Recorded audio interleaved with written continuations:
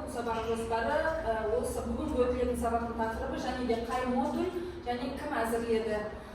Екінші бетінде бізде уже сабақта жалпы мәлімет қай топпен өтеміз, сабақтың түрі, ары қарай мақсаты, міндеттері кетеді.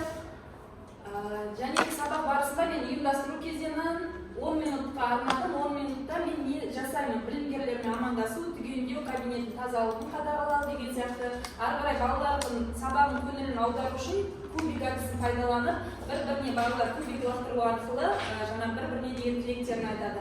Ары қарай мен бұл сабағымда мен топты 3 топқа бөліп тастаймын. Оны қазіргі әлеуметтік желілерге салып бөлемін: Instagram, Facebook, TikTok деген сияқты.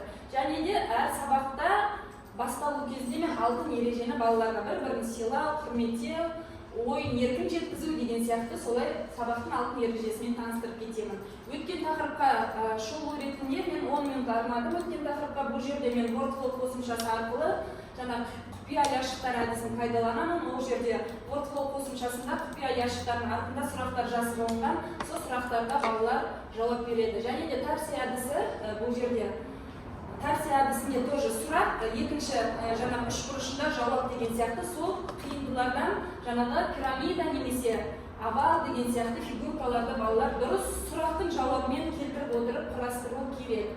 Және де Quizzes қосымшасы бойынша викториналық сұрақтар, бұл жерде топқа, ол жерде топты жарыстырып жіберуге болады. Жаңағы сұрақ беріледі и әр бала қолында телефонмен жауап береді. Қай топ бірінші жауап берді және балы сол жерде шығып тұрады. Бұл жерде балалардың деген прям сабаққа қызығушылығы оянады. Ары қарай сабақты үй тапсырмасын жаңағы қорытындылау жаңағы мақсатында кроссворд шешу.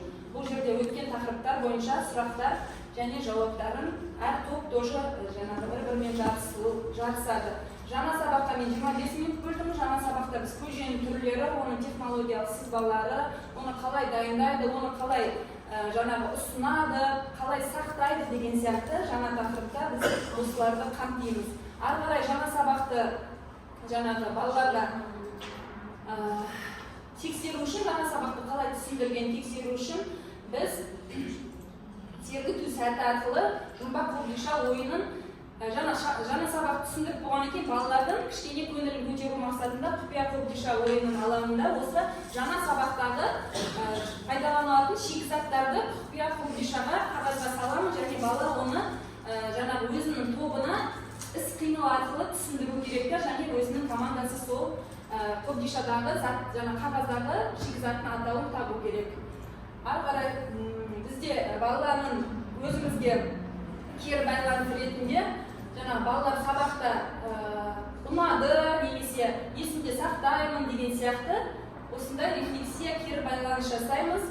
Және де үй тапсырмасына 2 минут беріледі. 2 минут бала не істеу керек, өздері жаңағы студенттің өзіндік жұмыс жасайма немесе технологиялық карта сызама, рецептура есептейма, осындай әр топқа немесе деңгейлеп тапсырманы үй тапсырмасында беріп жібереміз. Ары қарай бағалау ретінде біз лайк әдісін пайдаланамын. Лайк әдісінде осы жүрекше, саусақ немесе тиктоктағы жүрек сияқты соны тақтаға іліп қойып, балалар келіп әрқайсысы өздерінен стикер жабыстыру арқылы балалардың сабақты қалай түсінгенін өзімді бағалап кетемін бұл жерде.